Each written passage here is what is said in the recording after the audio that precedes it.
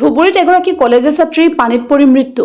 ধুবুৰী চহৰৰ ১ নং ৱাৰ্ডৰ মেলাঘাটৰ ধুবীৰচৰ অঞ্চলৰ বাসিন্দা ৰামচন্দ্ৰ গোৱালা আৰু বীণা গোৱালাৰ কনিষ্ঠ কন্যা অক্ষৰা গোৱালা নামৰ ছাত্ৰীগৰাকীয়ে গদাধৰ নৈত পৰি মৃত্যু হোৱা ঘটনাই অঞ্চলজুৰি শোকৰ ছাঁ পৰিছে। পানীত পৰাৰ পাছতেই ঘটনাস্থলীত SDRF বাহিনী উপস্থিত হৈ অভিযান চলাই অক্ষৰা গোৱালাক উদ্ধাৰ কৰিবলৈ সক্ষম হয়।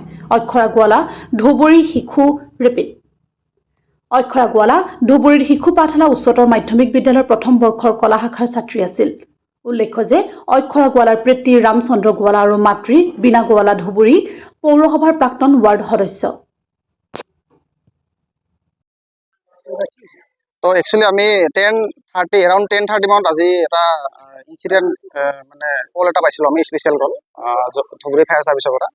তো আমি ততাতৈয়াকৈ আহিলোঁ ঘাটত মেলামাট ধুবুৰীত এগৰাকী কলেজীয়া ছাত্ৰীৰ পানীত পৰি মৃত্যু।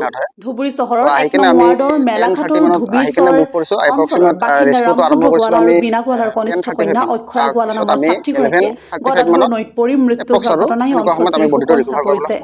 পানীত পৰাৰ পাছতেই ঘটনাস্থলীত SDRF বাহিনী উপস্থিত হৈ অভিযান চলাই অক্ষৰা গোৱালাক উদ্ধাৰ কৰিবলৈ সক্ষম হয়। অক্ষৰা গোৱালা ধুবুৰী শিশু ৰিপিট